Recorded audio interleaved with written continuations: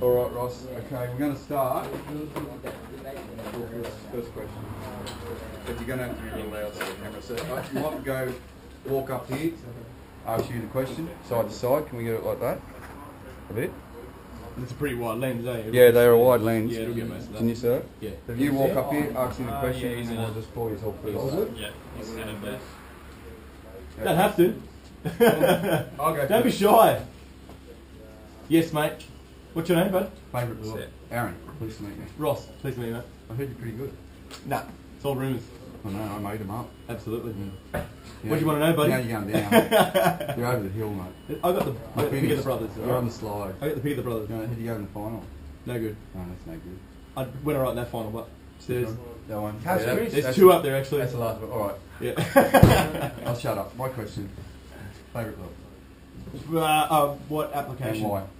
What application? Favourite tournament lure and why? If I had to throw one every tournament? Your favourite lure. No, your favourite, like when the most fun lure you use in a comp. And why? Gulp shrimp. And why? It's so versatile. I can fish it on the bottom, I can fish it on the top, I can fish it midway water, I can fish it in current. Everywhere there's prawns. No matter what system you go to, there's always prawns. It's a perfect prawn imitation. It's won plenty of money. It's your money. It's your money lure. Absolutely. Right. You can throw a gulp shrimp anywhere, boys, and catch fish on it. Absolutely. Now these questions, he's coming, they're true answers. So come on, go and ask him one. Alright. Anyone got a question? Hey, go, mate. What's your favourite lure? Favourite leader? Berkeley Sensei, £3. Why? I just think that if you start low like that, you can work your way up instead of starting big, and then you start thinking, why am I not getting any bites? Whereas if you do lose that fish, if you hook it, you can think, okay, well I can come up from there. So £3 is a good starting point. It's thin enough, good diameter, good knot strength, great abrasion resistance. That's it.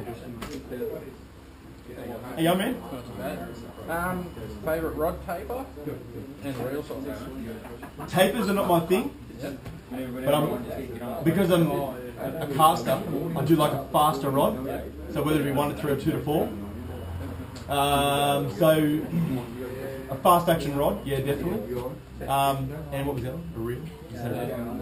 A reel to suit, 2000 size.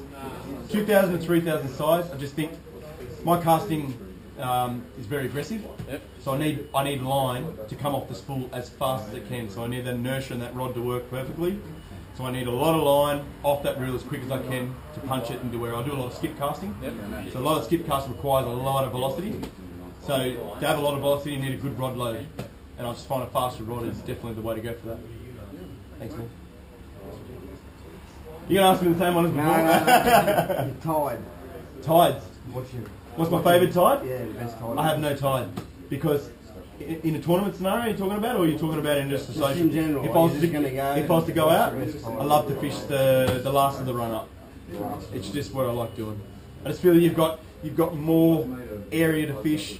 With the end of the run ups there, you've still got the whole run out. Whereas if you've got the last of the run out, you've got to wait a long time for all that water to generate back up. So I like the last of the run.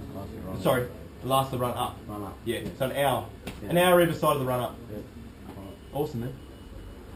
Hey, mate. Hey, man. So, in this tournament, if you're a co-angler, throwing everything you can, changing everything, but still not catching fish and hell's, man, how do you keep your mentality up? Ooh, co-angler. Yeah. I'm trying to relate back to what I've had in the past years with my co-angler, if I've learnt anything from them. Yeah, okay, see, asking, here's a tricky one because I'm not really a co-angler, but if I was to say there was a particular competition scenario where I had my co-angler outfish me, it's happened a couple of times, it does happen. His mental skill, man, this is a hard one, eh? I'm talking about Simon McAlpin here because he's a genuine good boater now. He's come a long way, so he already had a really good skill level. He outfished me so good that day, put me off my game, man. He was fishing a totally different style to what I was doing. No, he wasn't. I lie. We were fishing gulp shrimps in Lake Macquarie. Yep. He was more methodical with it. I was too quick. Okay. I was way too fast. So if things are starting to slow up, slow down. Slow what you're doing. Just slow right down with everything. Keep it on the bottom for longer. It's gulp, man. You get the best scent. The fish pick it up from miles away. Yeah. So just keep that mental in your head. Cool. Cheers. No worries. That was a hard one. Stop giving me a hard one. I had to reflect back to old school times then. Christian. Trying to think of a hard one. All right, wait. He's got one. Hey, man. How you Tell going? him. Lure colour choice. What determines your lure colour choice? Clarity of water. Clarity of For water. sure. But if there's one lure I always have to choose for any waterway, doesn't matter clear, discoloured, mud, camo, mate. It works everywhere, no matter what you do. We just fished a tournament in Sussex Inlet. Overnight we had 20 mil of rain, it's huge. We pre-fished with the camo. I still went out the next day, discoloured edges, still caught them on the camo. So that's definitely the other thing too with that, there's another little story of that.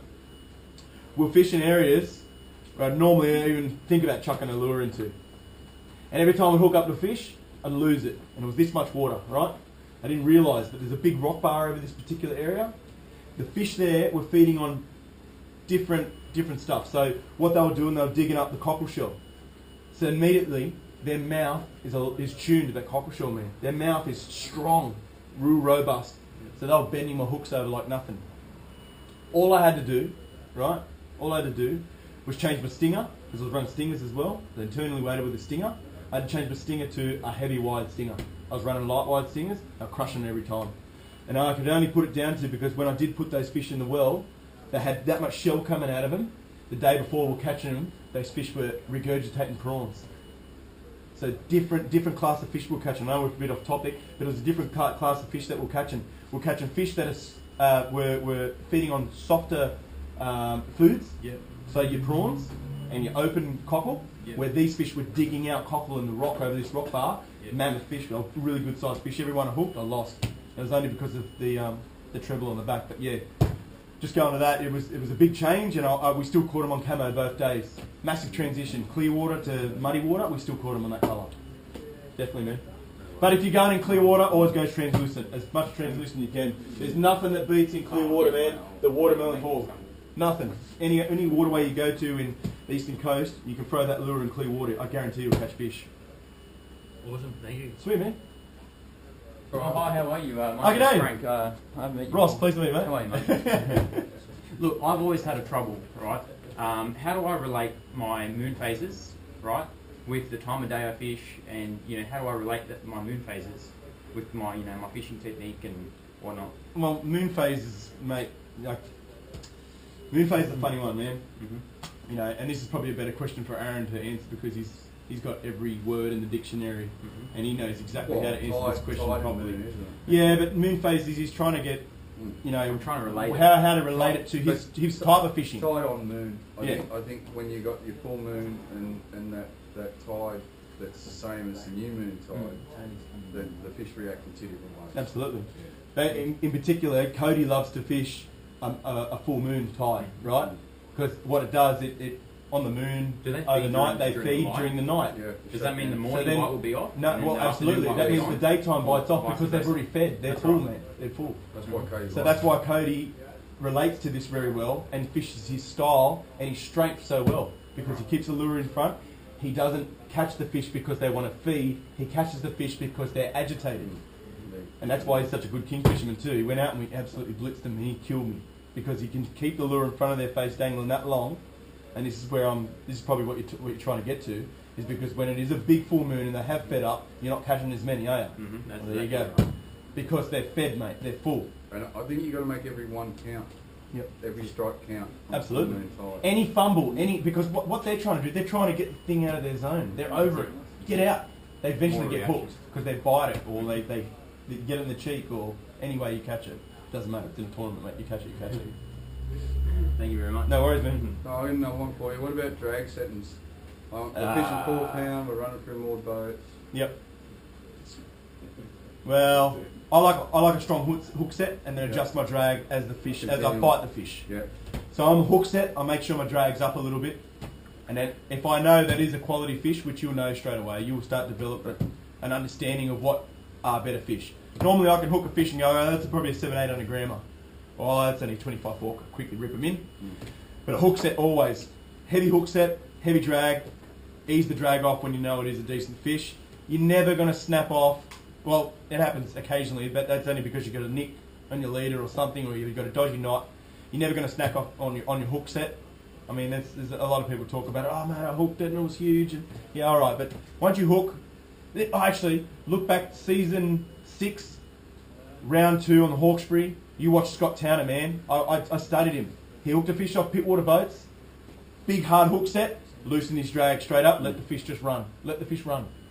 Don't keep you've got to keep thinking. Yeah, your drag set's got to be in proportion to what the fish is doing as well. So you do the same thing on Lake Macquarie. Yep. Yeah. So you're, Hook up and then loosen drag as you're going. Yeah. So you continue to move your drag. Depending on what fish I do hook up to, whether it's a quality fish, absolutely. But from structure to structure. No. If I'm hooking a fish off, hook a fish, I loosen off, and if I know he's mowing me down on structure, holding it, just feathering the spool, because there's no way you're going to adjust like this, as you're progressing into the fight, and use your electric and your mobility to move yourself as far away from structure you can. Keep your mindset. Okay, there's 20 foot away. There's another boat hull. This fish is clear water. He's going to see this mooring rope really close by. He'll want to go straight to it and understand that. So all right, I'm going to back the boat up over this way and just understand your line where it is running around in the water. Yeah. Any other ones? Yeah. Who was that question for? That was you. You're a toughie, Aaron Horne. Where's a better one? I want one from Cookie soon. How do you Christian, come over here. Come on. There you go. Ross. How do you structure out your day fishing in a tournament? All right. Keep like a mental. Right. So, like I was going back to before, you go back to your ability and you fish your strengths, right? So there's the 2 keys you've got to keep in your head. Yeah. So, all right, okay. Well, in this particular comp, I'm fishing Lake Macquarie. I know there's fish on Cocklebeds South. I know I can get my 5 there. Is it going to win me the comp? No, but it's going to put me in a good position for the next day. Okay? Understand where it's going to position you in the competition. Classic example is the grand final. You know, we knew we could bag out south. I knew I could go north and start pinning those bigger fish off a particular area I was catching them. Don't know what was happening there, man. It was just one of those days that was all working. That weekend was working. But, yeah, keep yourself motivated and understand that those fish will feed at a particular time, and throw the baits that you have strengths in as well. You understand? How do you judge how much time you spend at a spot? This is the biggest thing. If you can start, this is one massive thing you've got to learn over years, and it's taken me many years. You know, you could be coming along a flat and not catching anything, and then bang bang, you're on again, and